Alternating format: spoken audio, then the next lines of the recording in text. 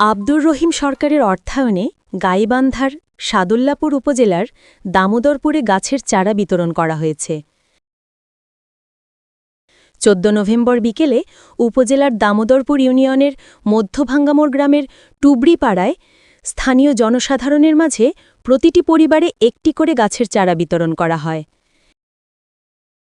এ সময় উপস্থিত ছিলেন স্থানীয় জনপ্রতিনিধি মোহাম্মদ শাহজাহান মেম্বার, তরুণ সমাজসেবক মোহাম্মদ কাউসার হাবিব আকাশ, মোহাম্মদ কামরুল ইসলাম, মোহাম্মদ জুয়েল মিয়া প্রমুখ।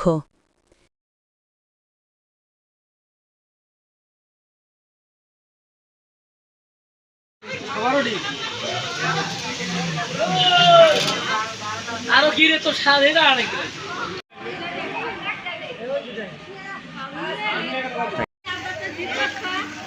নিয়ে যা আপনারা আটকে তো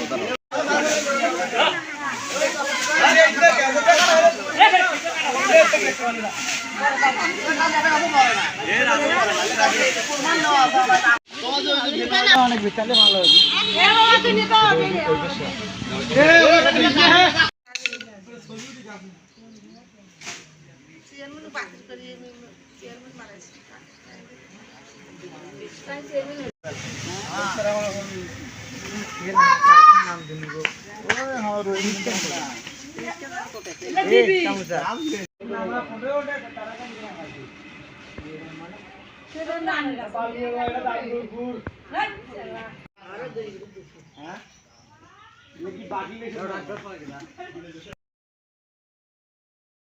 নিউজ ডেস্ক, সারা বাংলা সংবাদ, ঢাকা।